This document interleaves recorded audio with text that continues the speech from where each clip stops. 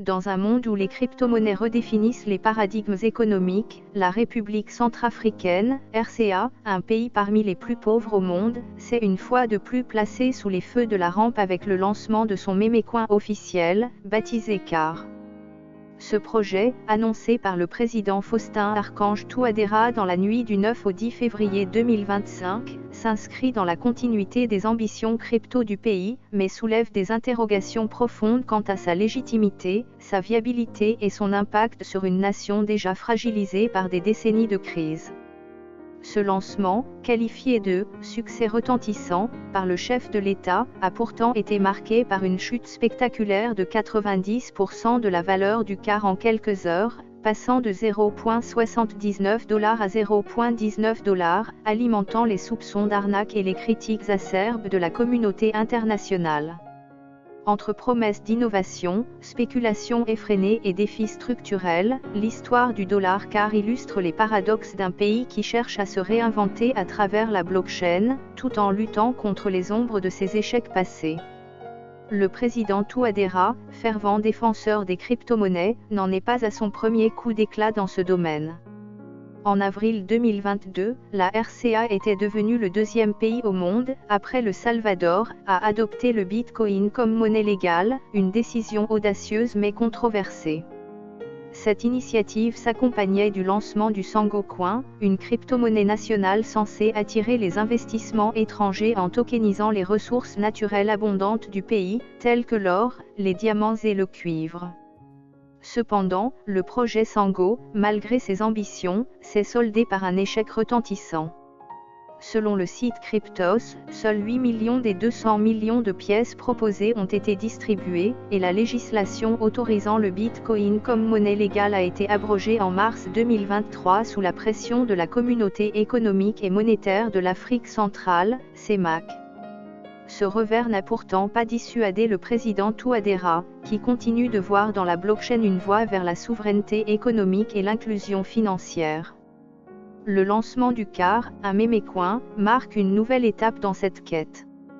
Contrairement aux crypto-monnaies traditionnelles, les mémécoins tirent leur valeur de phénomènes viraux ou de l'engouement autour de personnalités, ce qui les rend particulièrement spéculatifs et volatiles.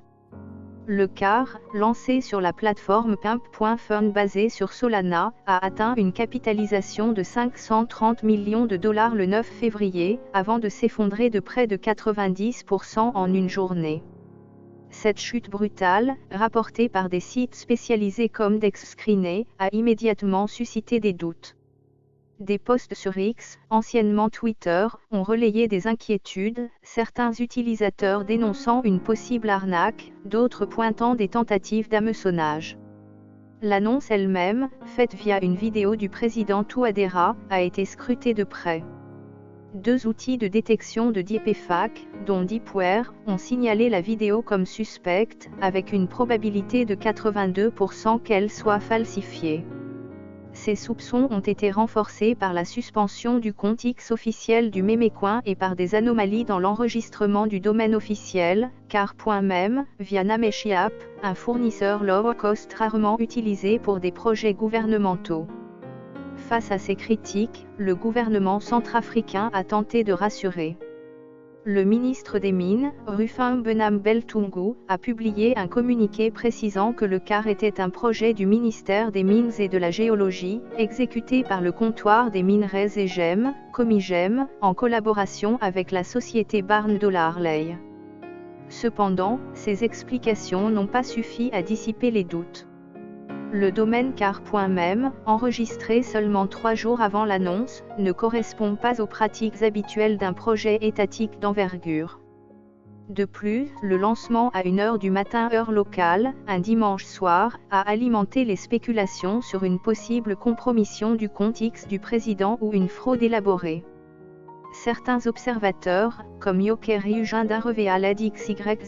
ont relevé des incohérences dans le processus, tandis que Nameshiap a suspendu le site officiel du projet, ajoutant une ombre supplémentaire à sa légitimité. Ce fiasco s'inscrit dans un contexte plus large de volatilité des mémécoins, exacerbé par les promesses pro-crypto de figures comme Donald Trump, dont les annonces récentes ont ébranlé les marchés numériques.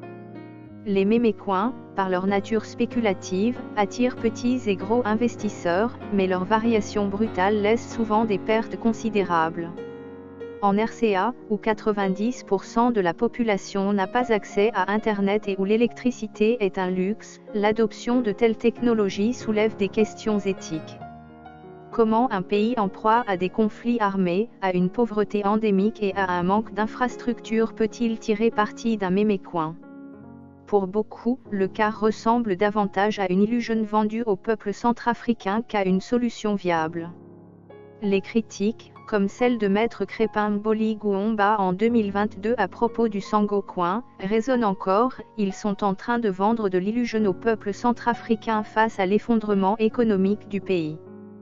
Pourtant, le président Touadéra persiste. Dans une vidéo postée sur le compte Facebook de la présidence, il a réaffirmé le « succès retentissant » du CAR, remerciant la communauté pour son soutien. Sur X, il a déclaré que « des milliers de personnes ont rejoint ce mouvement, croyant à notre vision d'un avenir numérique et connecté ». Cette rhétorique, teintée d'optimisme, contraste avec la réalité sur le terrain. La RCA, bien que riche en ressources naturelles, reste entravée par des décennies de guerre civile et une dépendance au franc CFA, que Touadéra cherche à contourner via la blockchain.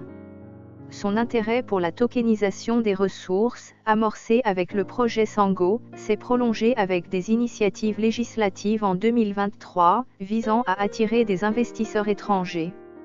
Mais ces projets, souvent perçus comme des effets d'annonce, peinent à se concrétiser dans un pays où la majorité de la population vit sous le seuil de pauvreté.